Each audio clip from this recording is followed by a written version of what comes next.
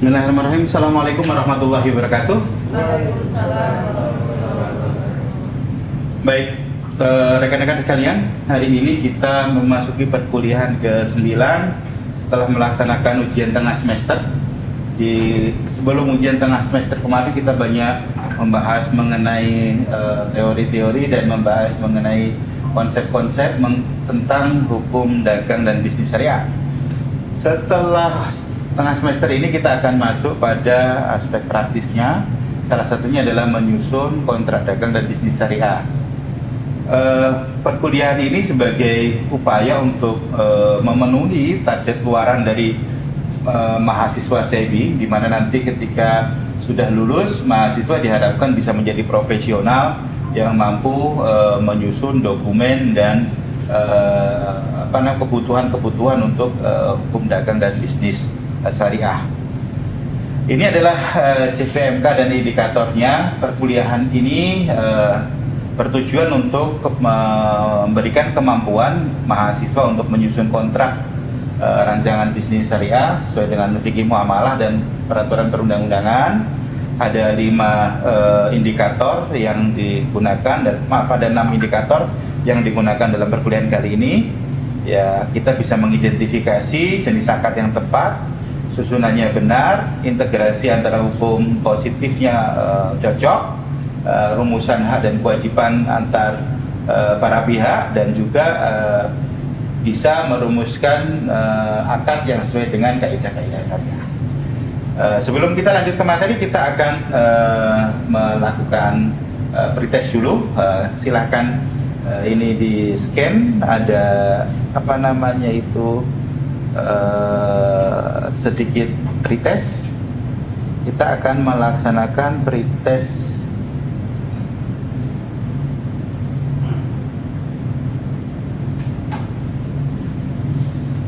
Silakan di scan.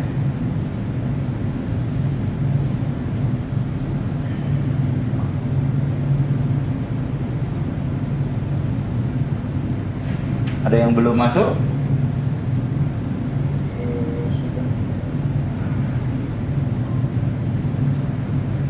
Sudah masuk semua? Sudah masuk semua. Kita mulai dengan soal pertama.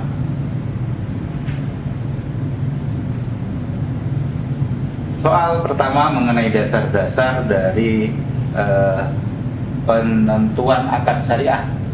Silakan untuk dipilih.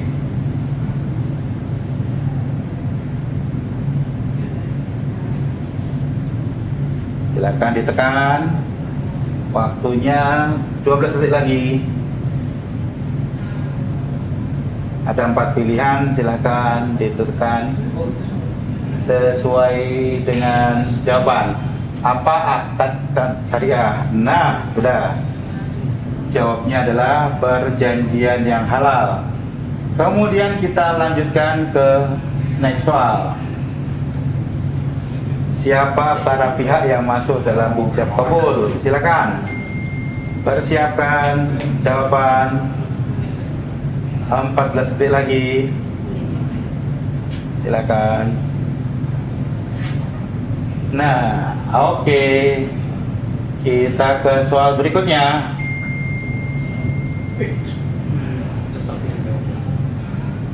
Apakah butuh kesepakatan sebuah akad itu? Benar apa salah? Silakan. 14 detik lagi.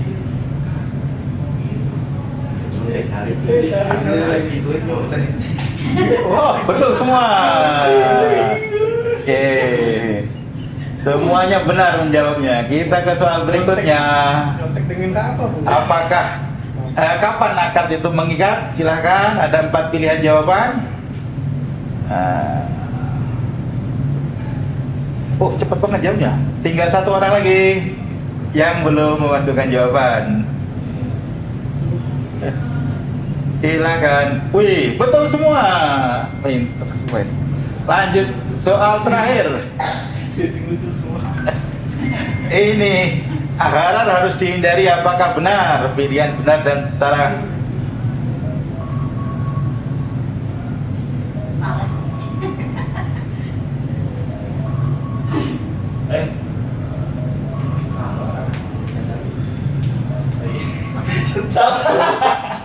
Kita lihat ternyata ada yang salah yang satu. Kita lihat skor akhirnya.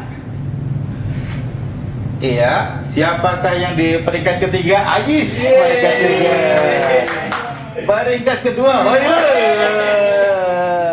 Peringkat pertama siapa? Rama. Aris. Waduh. Rang pada Bayu dan siapa satu ini? Baik, kita sudah tahu tadi bagaimana akad-akad syariah dasarnya ijab qabul untuk kepastian hukum sebagai sebuah pengantar. Kita akan masuk ke perkuliahan lagi.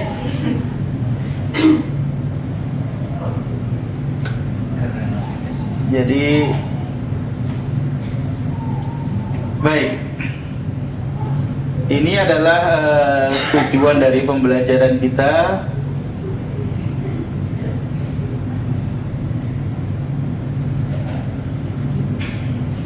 Nah, pertama kita akan membahas mengenai konsep dasar akad dalam syariah. Akad itu sebenarnya berasal dari bahasa Arab yang artinya ikatan atau simpul yang sebenarnya diterjemahkan sebagai sebuah perjanjian gitu kan ya. Dalam akad itu praktisnya ada ijab dan ada qabul.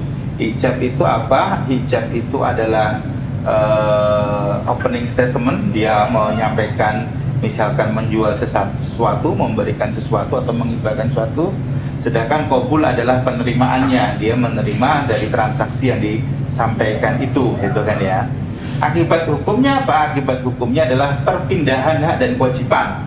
Jadi misalkan jual beli, penjual punya kewajiban untuk memberikan barangnya, pembeli punya kewajiban untuk memberikan barangnya, membayar barangnya.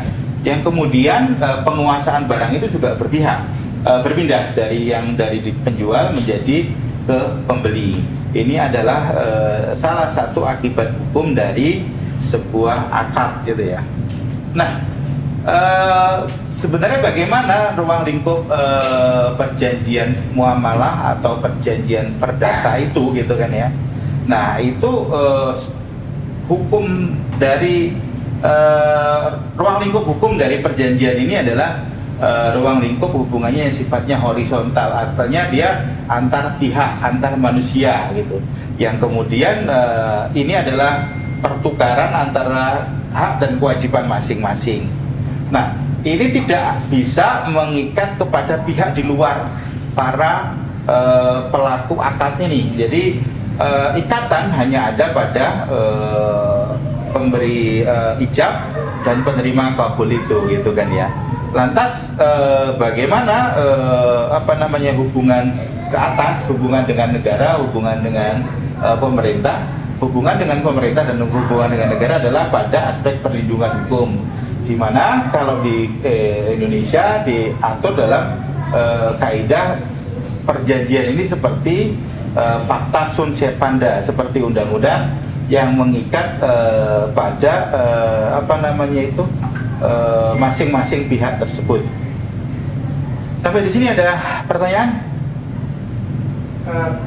Pak, silakan. Tanya Pak terkait antara fikih muamalah dengan hukum positif kita yaitu perdata. Apa sih yang menjadi landasan perbedaan yang paling fundamental di antara konvensional dan syariah itu terkait dengan akad ya Pak? Baik. Kalau dalam KUH Perdata itu ada syaratnya bahwa semua hal boleh dimasukkan dalam kontrak kecuali dia bertentangan dengan kesusilaan, ketertiban umum, dan dia memiliki klausula yang halal.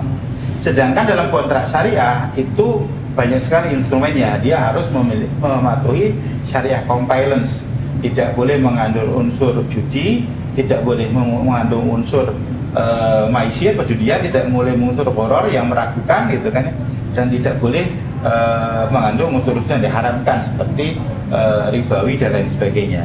Jadi kalau di dalam kontrak syariah dia harus memenuhi syariah compliance gitu kan ya. Sedangkan pada KUH Perdata itu tidak melanggar aturan dan ketertiban umum. Posisi perbedaannya di situ itu. Terima kasih Pak. Oke, terima kasih. Nah, kemudian ada beberapa aspek fundamental ya dalam ini. Pertama, kalau perjanjian syariah itu harus didasari pada aspek ilahiyah, di mana seluruh kontrak itu harus mengikuti dari kaidah-kaidah ilahiyah. Artinya apa? Dia tidak boleh melanggar aturan-aturan yang disyaratkan dalam fikih. Tidak boleh melanggar aturan-aturan yang disyaratkan oleh Islam, gitu kan ya. Terus yang kedua, sama dengan kontrak di KUA Perdata, dia memiliki asas fakta surset panda, di mana seluruh klausula itu bebas antara para pihak asalkan tidak melanggar peraturan yang ada. Terus yang paling di atas adalah aspek keseimbangan. Jadi para pihak memiliki posisi yang sama. Tidak boleh pihak satu dan yang lain memiliki posisi yang superior atau inferior di bawahnya. Nah, ini adalah rukun dan syarat sah pembentukan akad, gitu ya. Jadi pihaknya itu ada abdain, ada dua pihak itu.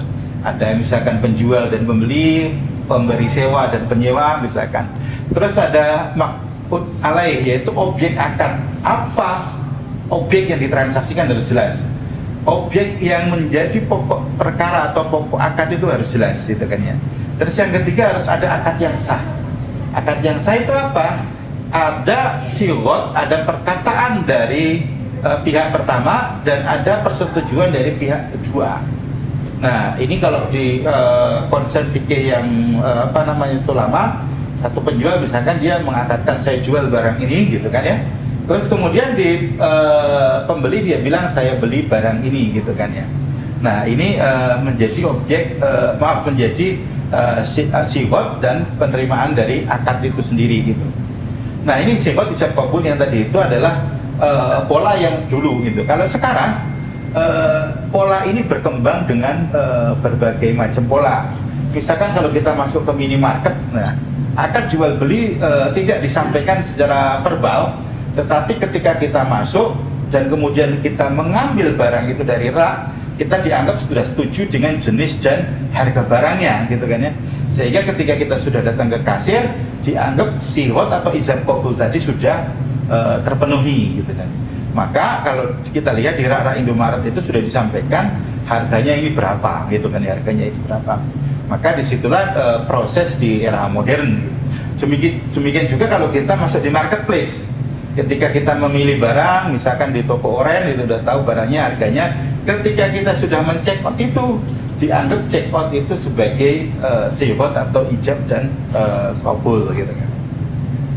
Nah, ada larangan utama dalam kontrak syariah, ada larangan maghrib disebutnya, ada larangan maisir, horor. Maisir itu perjudian atau spekulasi, horor itu ketidakpastian, riba, dan yang batil. Ini adalah larangan-larangan yang diatur dalam kontrak syariah yang tidak diatur dalam kontrak perdata.